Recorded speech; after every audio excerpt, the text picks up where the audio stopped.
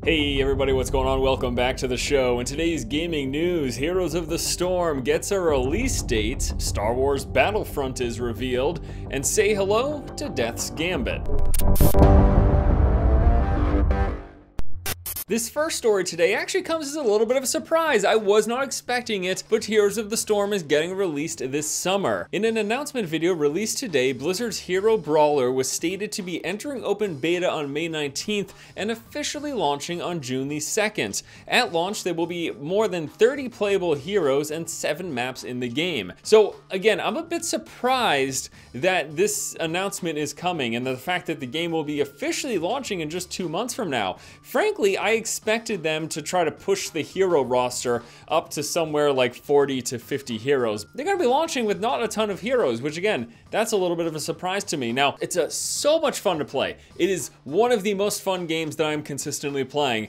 Now, my only concern is it's really not that fun to watch. I don't know what it is, but I never watch any YouTube videos or Twitch streams of Heroes of the Storm. It's just not fun to watch. Maybe it's because it moves a little bit slower. Maybe it's because there's less reliance on individual skill and more on team skill, but hopefully that will be alleviated in the future as we get more steady, competitive teams that are good and know what they're doing. Whereas you can watch like League of Legends or Dota and just watch a single player because he's a super baller and watch him decimate the opposing team. You really don't get that in Heroes. You know, maybe that will change in the future. I'm hoping so because I really like playing the game, but it is a snooze fest to watch. Next up, we have the reveal of Star Wars Battlefront. Last Friday, EA released a trailer for Star Wars Battlefront using in-engine footage. Here's an important clarification. This is footage from the game engine, but it is not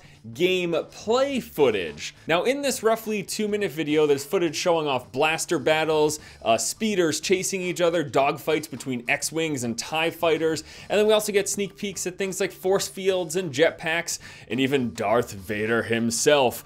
Here's the concern. Obviously, what is on everyone's mind, is this just Battlefield with the Star Wars skin? I mean, we just have to come out and say it. That's what the major concern is. Now, the previews and things, the articles that have been released so far have tried to alleviate that concern, saying, guys, no, this is a true Battlefront experience. It's not just a reskin version of Battlefield, although we, the public, won't be able to really figure that out until we get the game in our hands. Hopefully they make enough of a distinction so that people don't feel it's just a reskinned version of the Battlefield games. I mean, I'm gonna be honest with you, I'm not much of a Star Wars guy. I just don't really care all that much. I've never been steeped in the series, but this has me pretty excited. Like, I'm looking forward to giving this game a go, and I've heard nothing but great things about the Battlefront series, so hopefully that carries over into this next installment. And last up in news today, I wanted to tell you guys about an interesting looking game by the name of Death's Gambit. This is going to be a 2D action RPG with Souls-inspired combat and giant boss battles reminiscent of Shadow of the Colossus.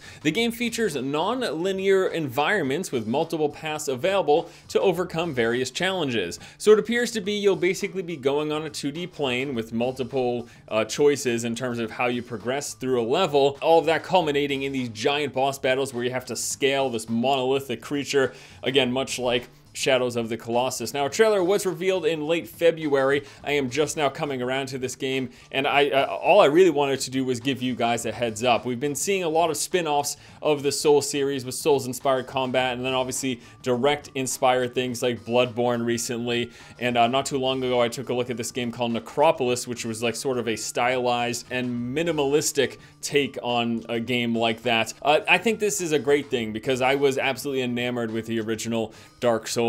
I really enjoyed what I played of Bloodborne, and to have more games sort of in this genre with this style of combat, I think it's nothing but a great thing, because the more of these we have, maybe the better that type of game can be going forward. And with that, guys, we're going to wrap up today's episode of the show. As always, thank you so much for watching. Please be sure to leave your comments in the comments section below. Once again, this has been Force, and you have just been force-fed. I don't think we should be too concerned. It's not like EA has been known just to reskin old games and re-release content that's basically the same. Battlefield Hardline, rated M for mature. Oh, never mind.